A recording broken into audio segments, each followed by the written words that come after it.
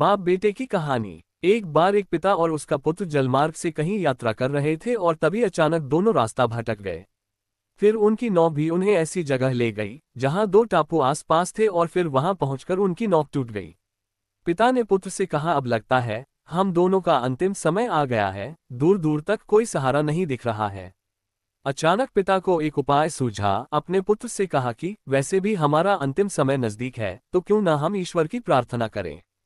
उन्होंने दोनों टापू आपस में बांट लिए, एक पर पिता और एक पर पुत्र, और दोनों अलग अलग टापू पर ईश्वर की प्रार्थना करने लगे।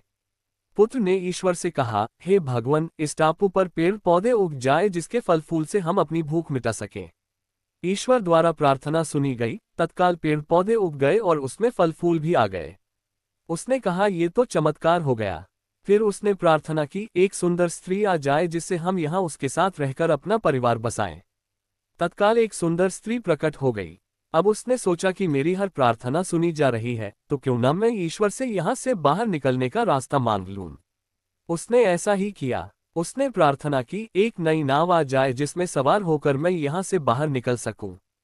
तत्काल नाव प्रकट हुई और पुत्र उसमें सवार होकर बाहर निकलने लगा। तभी एक आकाशवाणी हुई, बेटा तुम अकेले जा रहे हो, अपने पिता को साथ नहीं लोगे। पुत्र ने कहा, उनको छोड़ो, प्रार्थना तो उन्होंने भी की, लेकिन आपने उनकी एक भी नहीं सुनी। शायद उनका मन पवित्र नहीं है, तो उन्हें इसका फल भोगने दो ना। आकाशवाणी ने कहा, क्या तुम्हें पता है कि तुम्हारे पिता ने क्या प्रार्थना की। पुत्र बोला, नहीं। आकाशवाणी बोली, तो सुनो, तुम्हारे पिता ने एक ही प्रार्थना की, हे भगवान, मेरा पुत्र आपसे जो भी मांगे उसे दे देना, क्योंकि मैं उसे दुख में हरगिज नहीं देख सकता, और अगर मरने की बारी आए तो मेरी मौत पहले हो, और जो कुछ तुम्हें मिल रहा है उन्हीं की प्रार्थना का परिणाम है।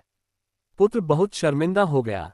शिक्षा। सज्जनों, हमें जो भी सुख, प्रसिद्धि, मान, यश, धन, संपत्ति और सुविधाएं मिल रही है उसके पीछे किसी अपने की प्रार्थना और शक्ति जरूर होती है, लेकिन हम नादान रहकर अपने अभिमान वश इस सबको अपनी उपलब्धि मानने की भूल करते रहते हैं, और जब ज्ञान होता है तो असलियत का पता लगने पर सिर्फ पछताना पड़ता है। हम चाहकर भी अपने माता पिता का ऋण नहीं चुका सकते हैं। एक पिता ही ऐसा होता है जो अपने पुत्र को ऊंचाइयों पर पहुंचाना चाहता है, पर पुत्र माँ बाप को बोझ समझते हैं। इसलिए आप हमेशा जरूरतमंदों की सहायता करते रहिए। कहानी अच्छा लगा तो चैनल को सब्सक्राइब करें, लाइक करें।